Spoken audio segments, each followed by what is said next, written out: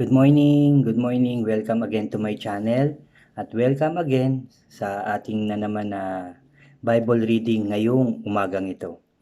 So kahapon ng umaga natapos natin ang First Kings, no? So nandito na tayo ngayon sa Second Kings na. So sabi sa chapter 1, nang mamatay si Ahab, naghimagsik ang Moab laban sa Israel. Si Ahazias ay nahulog noon mula sa balkonay sa bubungan ng palasyo niya sa Samaria at naging malubha ang kanyang kalagayan. Kaya nagpadala siya ng mga sugo sa Ekrom upang isang guni sa Diyos ng mga Pilisteo na si Baal-Zebub kung gagaling pa siya o hindi. Ngunit sinabi ng anghel ni Yahweh kay Elias na taga Tisbe, salubungin mo ang mga sugo ng hari ng Samaria at itanong mo kung wala ng Diyos. Sabi ganun. Sabi ng anghel, pinatatanong sa Israel daw kung wala ng Diyos sa Israel. At kaya Baal-Zebub na Diyos ng Ekron na siya sasangguni. Sabihin mong hindi na siya gagaling sa kanyang sakit, iyon na ang ikamamatay niya. At lumakad nga si Elias. Nang magbalik ang mga inutusan ng hari, sila'y tinanong nito, bakit kayo bumalik? Sabi niya, may nasalubong po kami tao. Pinabalik niya kami at ipinapatanong sa inyo kung wala ng Diyos ang Israel. Kaya kay Baal-Zebub na Diyos ng Ekron na kayo sasangguni. Hindi na raw kayo gagaling, mamamatay na raw kayo sa sakit ninyong iyan. Sabi ni Propetang Elias. Anong itsura? Sabi ng hari. Mabalahibo po ang kanyang kasuotan at nakasuot ng balat, nakasinturon na balat. Sagot nila, si Elias yun na taga Tisbe, sabi ng hari. Ipinatawag ni Haring Ahazias ang isang niyang opisyal at 50 kawal nito upang dakpin si Elias. Natagpuan siya ng opisyal na nakaupo sa burol at sinabi nito, lingkod ng Diyos, ipinatatawag kayo ng hari, sabi. Sumagot si Elias, kung ako nga'y lingkod ng Diyos, umulan sana ng apoy at sunugin ka pati ang iyong 50 kawal. Umulan nga ng apoy at nasunog ang opisyal at ang mga kawal. Hindi na nangyari, no? Nagsugo ulit ang hari, no? Sa pangalawang pagkakataon. Nagsugo ulit siya ng isang opisyalis at 50 kawal nito. At sabi nga, lingkod ng Diyos, magmadali kayo, ipinatatawag kayo ng hari. Ngunit, sinabi ni Elias, kung ako nga ay lingkod ng Diyos, umulan sana ng apoy at sunugin ka pati ang iyong 50 kawal. Ang Diyos ay nagpaulan uli ng apoy at sinunog ang opisyal at ang mga kawal. Si Haring Ahazias ay nagpatawag uli ng isa pang opisyal at inutusan kasama ng 50 kawal nito. Ano kaya ang nangyari? Nagpatawag daw ulit ng opisyali si Haring Ahazias at pinadala ulit kay Elias. No?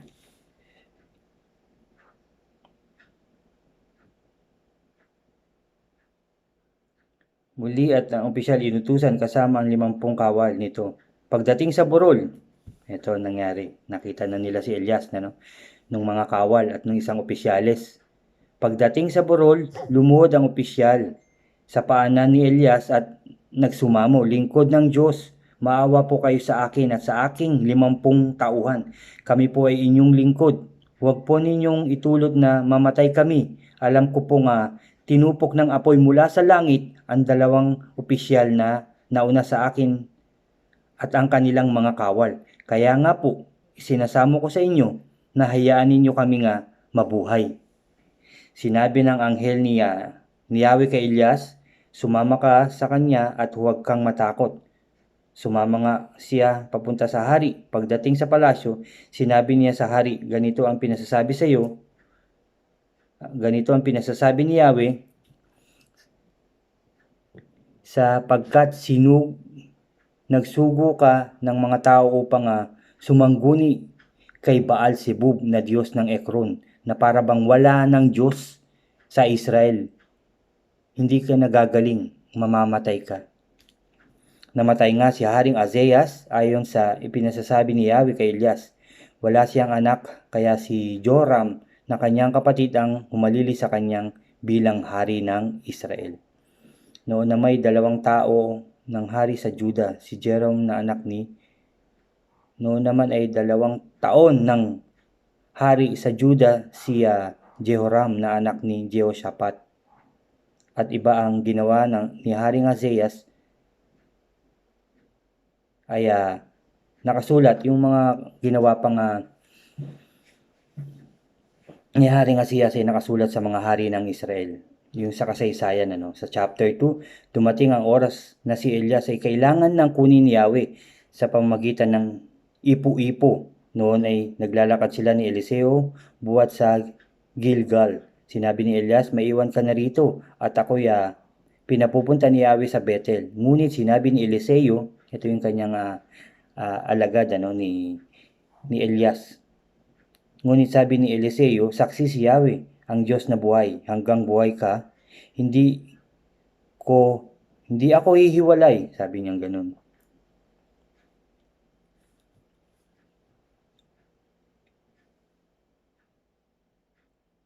Hindi ako hihiwalay sa iyo, at magkasama silang nagpunta sa Bethel. Sinalubong sila ng mga propeta roon at tinanong nila si Eliseo, alam mo bang ang Panginoon mo ay kukunin na ngayon ni Yahweh? Alam ko, kaya huwag kayong maingay, sagot niya. Sinabi ni Elias, Eliseo, maiwan ka na rito sapagkat pinapupunta ako ni Yahweh sa Jericho. Ngunit sinabi niya, saksi si Yahweh, ang Diyos na buhay, hanggang buhay ka, hindi ako hihiwalay sa iyo. Kaya nagpunta silang dalawa sa Jericho, no? Pagdating doon, si Eliseo ay nilapitan pa ng pangkat ng mga propetang taga roon at tinanong, alam mo bang ang Panginoon mo'y kukunin na ngayon ni Yahweh? Alam ko, huwag kayong maingay, sagot niya. Sinabi muli ni Elias kay Eliseo, maiwan ka na rito sapagkat pinapupunta ako ni Yahweh sa Jordan. Ngunit sinabi niya, saksi si Yahweh, ang Diyos na buhay, hanggang buhay ka, hindi ako hihiwalay sa iyo. At patuloy silang naglakad. Sinundan sila ng 50 propeta at sila'y tinatanaw sa di kalayuan. Tinatanaw sila ng 50 propeta, no? Nang sila'y tumigil sa tabi ng ilog, Jordan, hinubad ni Elias ang kanyang balabal at inihampas sa tubig. Nahawi ang tubig at sila'y tumawid sa tuyong lupa. Pagkatawid nila, sinabi ni Elias, sabihin mo sa akin kung ano ang sabi niya, ano ang ibig mong gawin ko para sa iyo bago ako kunin, sabi niya. Sumagot si Elias, kung maaari ipamanam po ninyo sa akin ang 2 bahagi ng inyong kapangyarihan. Sinabi ni Elias, mabigat ang hinihingi mo. Gayunman, kapag nakita mo akong kinuha, mangyayari ang kahilingan mo. Kapag hindi mo makakamit ang hiningi mo. Patuloy silang nag-usap habang naglalakad. Walang ano-ano'y pumagitna sa kanila ang isang karwaheng apoy na hila ng mga kabayong apoy. Naghiwalay sila at si Elias ay iniakyat sa langit sa pamamagitan ng ipo-ipo. Kitang-kita ito ni Eliseo kaya't napasigaw siya, Ama ko, magiting na tagapagtanggol ng Israel. At wala na sa paningin niya si Elias ang propeta, no? Nawala. Sa tindi ng kalungkutan, pinunit ni Eliseo ang kanyang damit mula sa itaas hanggang sa laylayan. Dinampot niya ang nalaglag na balaban ni Elias at bumalik sa pampang ng ilog Jordan. Hinawakan niya sa isang dulo ang balabal at inihampas sa tubig. Sabay sabi, "Nasaan si Yahweh, ang Diyos ni Elias?" Nahawi ang tubig at siya'y tumawid. Nang makita ito ng mga propetang taga Jericho, nakatanaw sa di kalayuan, sinabi nila, "Sumasa kanya ang kapangyarihan ni Elias." Siya, sinalubong nila at buong paggalang na niyukuran. Pagkatapos sinabi nila, "May kasamaan pa po kaming 50 na pawang malalakas. Kung ibig ninyo, ipapahanap namin ang inyong Panginoon." Maaring tinangay lang siya ng Espiritu ni Yahweh at ipinagpad sa ibabaw ng bundok o sa alinman sa mga libis na paligid. Sinabi niyang huwag na, ngunit sa kapilitan sa kanya hindi na siya nakatanggi, kaya pinalakad na niya ang mga 50. No? 3 araw sila naghanap, ngunit hindi nila nakita si Elias. Nang magbalik sila kay Eliseo sa Jericho, sinabi niya sa kanila, "Hindi ba't sinabi ko na huwag na ninyong siyang hanapin?" Sinabi ng mga taga roon kay Eliseo, "Tulad po ng inyong nakikita, maganda ang lungsod na ito. Marumi nga lang ang tubig, kaya hindi mabunga ang lupa." Sinabi niya, "Bigyan ninyo ako ng isang bagong mangkok at lagyan ninyo ng asin." Ganun nga ang ginawa nila. Dala ang mangkok, pumunta si Eliseo sa bukal ng tubig at binuhos ang asin. Ito ang sinabi ni Yahweh, "Lilinis ang tubig na ito at hindi na pagmumulan ng sakit o kamatayan." Sabi niya, mula noon, naging malinis ang tubig niya gaya ng sinabi ni Eliseo. Mula sa Jericho, pumunta siya sa Bethel. Sa daan may mga kabataang, may mga nakasalubong siya mga kabataan mula sa bayan. Pakutyang sinabi sa kanya, "Umalis ka rito, kalbo. Umalis ka rito, kalbo," sabi ng mga kabataan. Nilingaw niya ang mga kabataan iyon at sinumpa sila sa pangalan ni Yahweh. Mula sa kagubatay lumabas ang 2 babaeng oso at nilapa ang 42 sa mga kabataang kumukutya sa kanya. Mula roon nagtuloy siya sa bundok ng Carmel bago bumalik sa Samaria. Excuse po. Inom lang muna.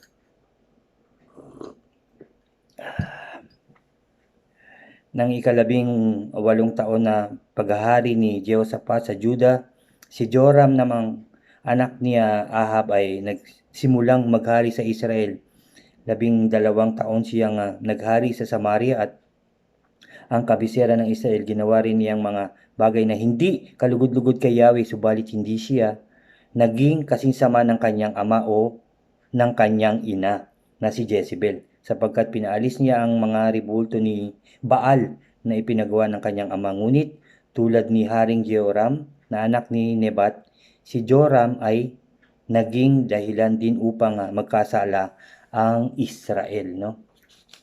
May maganda kasi akong tinitignan dito.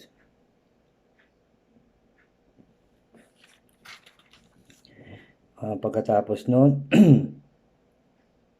maraming lupa si Haring Mesa sa Moab at taon-taon ay nagbubuy siya sa Israel ng 100,000 kordero at balahibo ng 100,000 tupa. Ngunit nang mamatay si Haring Ahab noon, naghimagsik siya laban sa Israel, kaya mula sa Samaria tinipon niya Haring Joram ang lahat ng mga kawal ng Israel. Nagpadala siya ng sugo kay Haring Jehoshaphat ng Juda at pinasabing naghihimagsik laban sa kanya ang hari ng Moab. Ipinatanong niya kung tutulungan siya sa pakikidigma laban dito. Ganito naman ang sagot ni Jehoshaphat, "Tutulungan kita, 10 ng aking mga tauhan at kabayo. Saan kami dadaan sa aming paglusob?" Tanong niya. Sa ilalim ng Edom, sa ugot ni Joram.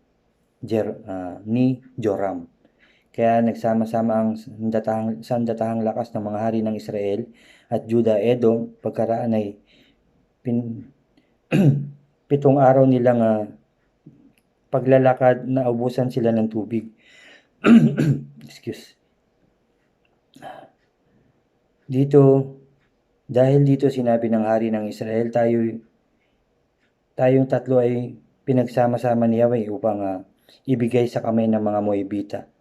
Itanong ni Jehoshaphat, wala na ba ritong propeta na magsasaguni tayo kay Yahweh? Sumagot ang mga opisyal na hari ng Israel, narito po si Eliseo, anak ni Shaphat na dating lingkod ni Elias.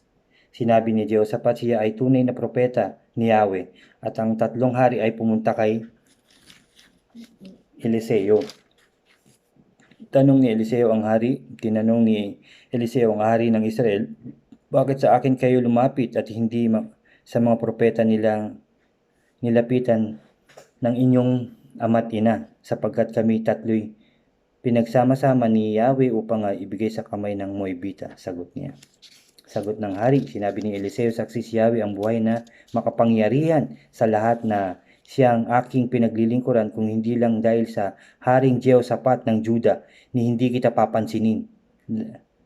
Dalhan ninyo ako ng manunugtog. Gayon nga ang ginawa nila. Nagtungo na ito at tinugtugan nila si Eliseo, no?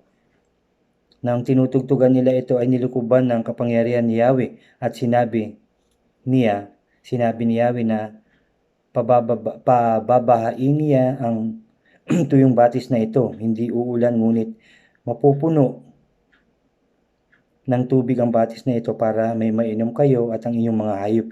Hindi lamang iyan ang gagawin ko, ibibigay ko sa inyo ang mga Moabita. Kaya masasakop ninyo ang kanilang magandang lungsod na napapaligiran ng mga pader. Ibubuwal ninyo ang kanilang mga punong kahoy, sisirain ang mga batis at tatambakan ng bato ang kanilang mga bukirin. Excuse no.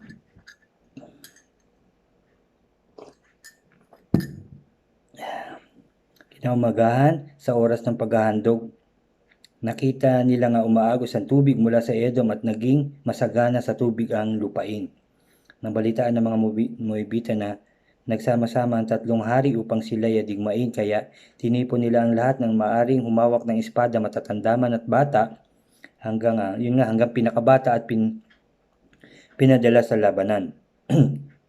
Kinaumagahan, nakita nila ang tubig na nagsimpulan ng dugo dahil sa sikat ng araw, kaya sinabi nila, dugo. Marahil ay naglabanan ng mga hari. Akala nila naglaban ng tatlong hari at nagpatayan sila. Ngunit pagdating nila sa himpilan ng mga Israelita, sinugod sila ng mga ito.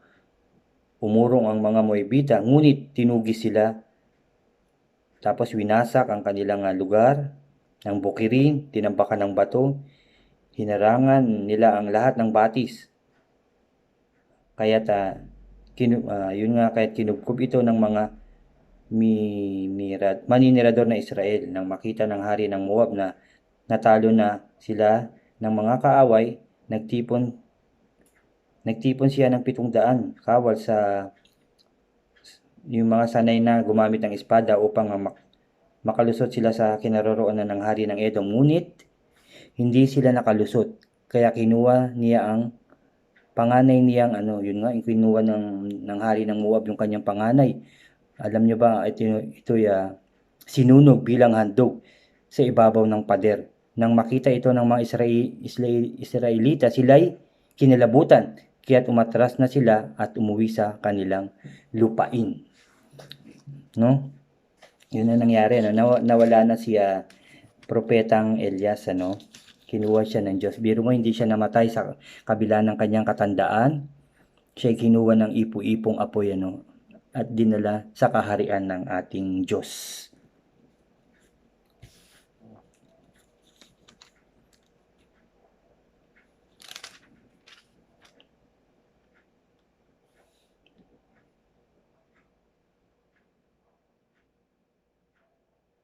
Diba, kita mo pagka ikaw talaga ay nagtitiwala sa Diyos at naglilingkod ka ng maayos, ng totoo, ng taos puso, tutulungan ka ng Diyos at hindi ka pababayaan, kagaya ng ginawa kay Elias. Tignan mo, pinapakuha siya ng hari, di ba? Ngunit sinabi niya na kung siya talaga ay lingkod ng Diyos, umulan sana ng apoy at sunugin ka pati ang iyong nangyari, di ba? So yun. Tapos ang kinagalit ng Diyos, 'di ba, yung ano nga, yung sumasangguni at ah, lumalapit sa mga Diyos-Diyosan, ano, nagdadasal, nananalangin sa mga Diyos-Diyosan. Kita mo ang sabi dito, sapagkat nagsugo ka ng mga tao upang sumangguni kay Baal, Zebub, ng Diyos ng Ekron, na para bang wala ng Diyos sa Israel. Hindi ka nagagaling, mamamatay ka na. 'Di ba? 'Yun ang sabi ni Elias, ano. So, 'yun pa din, ano. Talagang 'yun ang mapapansin niyo, no, na lagi talagang sinasabi ng Diyos na ayaw niya na tayo sumasamba sa iba, lalo na sa mga Diyos-Diyosan na gawa lamang ng tao, 'di ba? Na may mata ngunit hindi nakakakita, may tenga ngunit hindi nakakarinig, 'di ba? May kamay ngunit hindi niya tayo inaabot, hindi kagaya ng Diyos. Hindi man natin siya nakikita, pero naririnig niya tayo, 'di ba? At nakikita niya tayo at kaya niya tayong abutin lahat, no? Kaya niya tayong yakapin lahat dito sa ibabaw ng mundo. Kaya walang imposible sa kanya. Kung tayo lamang ay magtitiwala, mananalangin, sasampalataya sa ating Diyos na buhay na pinakamakapangyarihan sa lahat, sigurado ko, pakikinggan niya ang ating kahilingan. Mararamdaman natin siya, no? Kaya tayo'y manalangin muli. Aming Ama sa langit, maraming salamat sa aming mga narinig at nabasang iyong mga salita na naman ngayong umaga. Sa iyong mga salitang makapangyarihan, O God, pang kami bigyan ng katatagan sa aming pananampalataya. Sa iyong mga salita na nagbibigay pag-asa sa amin lahat, O God. Napakapangyarihan ng iyong mga salita, God. Salamat, Lord, dahil ito'y bigay mo sa amin, O God. Dahil sa Bibliang ito, kami iyong kinakausap, O God. Ngayon kami nananalangin, Lord, kinakausap ka namin, Lord, at naway kami iyong pakinggan, O Diyos. Pakinggan mo kami sa aming mga panalangin, araw-araw, O God, oras-oras, sa aming mga kahilingan sa inyo, sa aming mga suliranin, O God, sa aming mga pangangailangan, O God, lalong-lalo na, Lord, sa mga oras na to, sa sitwasyon namin ngayon, O God, dahil sa encode na meron ng aming mundo, O God. Please, aming Diyos na makapangyarihan sa lahat, kami lumalapit ng totoo, taos-puso sa aming mga puso, Lord. Humihingi ng awa at tulong sa inyo, O Diyos, na kami iyong tulungan at huwag pabayaan, O God. Tulungan mo kami at linisin na ang aming mundo, O God. Tanggalin mo na ang encode na yan, O God. Maging normal na po ulit ang aming mga pamumuhay, ang aming buhay, at muli nga maging maayos na. Makapagsimula na ulit kami ng maayos. Lord, aking kahilingan at panalangin din, at sigurado kong panalangin din ng lahat ng tao sa mundo. Linisin mo ang aming mga puso't isipan, O Lord, upang kami totoong lumapit sa iyo at maglingkod sa iyo, O God, dahil ikaw ay aming Diyos. Nararapat lamang at karapat dapat lamang na maglingkod kaming mga taong iyong ginawa, O God. Yun po ang purpose ng aming buhay dito sa mundo, O God. Kaya mo kami binuhay, ang maglingkod sa iyo. At dahil sa aming totoong paglilingkod, alam kong hindi mo po kami pababayaan dahil yun po ang iyong sabi, O God. Iyon po ang iyong pangako sa lahat ng taong inyong ginawa, na hindi mo kami pababayaan. Kami po ay dapat maglingkod sa inyo, gumawa ng tama, O God, magsisi sa lahat ng kasalanan, O God, at maging mabuting tao, una para sa inyo at sa aming kapwa, O God. Lord, turuan mo kaming maging ganun, O God. Maging tama ang puso't isipan, maging mapagmahal ng totoo, maging mapagkumbaba, O God, ng totoo, magpatawad ng totoo, O Diyos. Linisin mo, O God, pakalinisin mo ang aming ilaliman ng aming mga puso, O God, upang kami maging karapat-dapat na tumawag sa iyo na aming Ama. Lord, salamat Jesus sa alamat sa oras na to na binigay mo na naman sa amin. Sa pagkakataong binigay mo upang kami makapagbasa na naman ng iyong mga salita, upang mabago na naman ang aming puso't isipan, upang magkaroon na naman kami ng pag-asa sa aming buhay, O God. Salamat Lord, salamat Jesus, salamat Holy Spirit, O God. We claim it, Father God. Inaangkin na namin ang katagumpayan, kaayusan, kalinisan ng aming mundo, at ito'y babalik na sa normal, O God, na mas masaya, mas ligtas, mas masagana at mas tagumpay. In Jesus' name, O God, sa pangalan na aming Panginoong Jesucristo, O God, ina-accept na namin. We claim it, O God. Tinatanggap na namin. Kami tagumpay na, O God. Lord, siniselyuhan ko na ng banal na dugo ng aming Panginoong Jesucristo ang aking panalangin. At ang lahat ng nanalangin ay tagumpay na, O God. Pinupuri ka namin, pinasasalamatan, sinasamba at dinadakila, O Diyos, sa tanging pangalan na aming Panginoong Jesucristo na aming tagapagligtas. Ang lahat ay magsabi ng Amen and Amen. Amen po. Maraming salamat pong muli sa umagang ito sa pagsama nyo na naman sa ating pagbabasa ng ating Biblia ulit. Salamat Lord, salamat sa inyo. Mabuhay po tayong lahat at God bless po sa ating lahat. Sa mga bago po sa aking channel, mag-subscribe po kayo at i-like nyo po ang ating mga videos at i-like nyo na rin po ang lahat ng ating video. At hit nyo na rin yung bell po ng notification para updated po kayo sa lahat ng videos ko pang mga i-upload. Salamat po muli. God bless sa ating lahat.